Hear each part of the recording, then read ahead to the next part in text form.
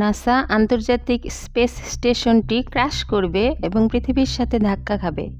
পৃথিবীর বায়ুমণ্ডলের মধ্য দিয়ে কিভাবে নেমে আসবে নিমো পয়েন্টে জানতে হলে শেষ পর্যন্ত সাথে থাকুন। স্কিপ না করে শুনতে থাকুন। আমি নুরাইন বলছি স্পেস সায়েন্স ফর থিঙ্কার্স থেকে। আপনারা ইন্টারন্যাশনাল স্পেস স্টেশন ISS সম্পর্কে তো সবাই জানেন। এটি পৃথিবীর লোয়ার অরবিটে অবস্থিত একটি ল্যাবরেটরি। মহাকাশচারীরা সেখানে গিয়ে বিভিন্ন বিষয়ে গবেষণা করে, বিভিন্ন বিষয়ে যাচাই বাছাই করেন। তাদের বিষয়গুলো হচ্ছে অ্যাস্ট্রোনমি, অ্যাস্ট্রোবায়োলজি, অ্যাস্ট্রোগ্র্যাভিটি, ফিজিক্স।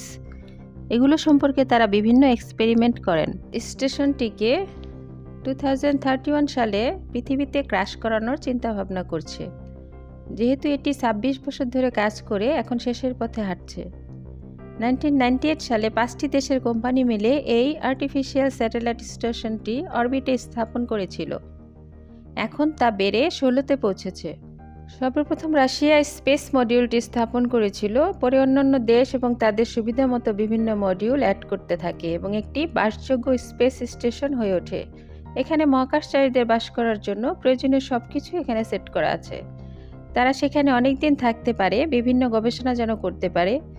এটি একটি হ্যাবিটাল অরবিটাল আর্টিফিশিয়াল স্টেশন।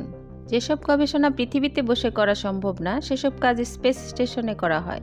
এর ফলে এই মডিউলে বাস করলে মানব শরীরের উপর কেমন প্রভাব পড়ছে এটা জানা যায়। মুন এবং মার্স মিশনের জন্য এইগুলো জানা জরুরি। এই পর্যন্ত বিভিন্ন দেশের 250 জন অ্যাস্ট্রোনমার এই স্টেশনে তাদের কাজ করে শেষ করেছে। এই স্টেশনটি 26 বছর অতিক্রম করে ফেলেছে।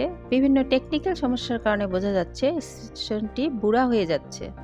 নাসা চিন্তাভাবনা করছে স্টেশনটিকে পৃথিবীতে নামিয়ে নিয়ে আসবে।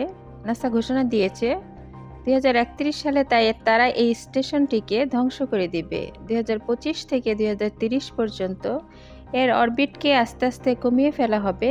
অরবিট ছোট হয়ে আসবে। এটা 403 কিলোমিটার উপরে আছে, তবে 3টি ক্রুহীন কার্গো শিপকে ISS এর সাথে যুক্ত করে এটাকে 280 কিলোমিটারে 2031-এ নামিয়ে নিয়ে আসা হবে। পরে এটার ইঞ্জিনকে শেষবারের মতো বার্ন করে পৃথিবীর নিমো পয়েন্টে নামিয়ে আনা হবে। বিজ্ঞানীদের ধারণা, পৃথিবীর বায়ুমণ্ডলে প্রবেশ করলে ISS এর বেশিরভাগ অংশই বাতাসের ঘর্ষণে পুড়ে ছাই হয়ে যাবে। বাকি অবশিষ্ট অংশ নিমো পয়েন্টে সলিল সমাধি হবে।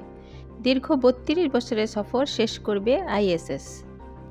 2025 থেকে নতুন স্টেশন তৈরির কর্মযজ্ঞ শুরু হয়ে যাবে। নাসা চাচ্ছে কিছু প্রাইভেট কোম্পানি তাদের স্টেশন অরবিট মডিউল তৈরি করুক। বিভিন্ন দেশের নিজস্ব স্পেস স্টেশন নির্মাণের চিন্তাভাবনা আছে, যা ভবিষ্যতে চাঁদ বা মঙ্গলে অভিযানের জন্য কার্যকর ভূমিকা রাখতে পারবে। এই স্টেশনের রক্ষণাবেক্ষণের জন্য বছরে কয়েক বিলিয়ন ডলার খরচ করতে হয়। দেখা যাক ভবিষ্যতে কোন দেশ বা কোন কোম্পানি কার্যকর ভূমিকা রাখতে পারবে। আপনার কোনো পছন্দের দেশ থাকলে কমেন্টে জানাতে পারেন। যদি কোনো কিছু নতুন শিখে থাকেন, লাইক, কমেন্ট, শেয়ার করে সাথে থাকবেন। ভালো থাকবেন। আসসালামু আলাইকুম।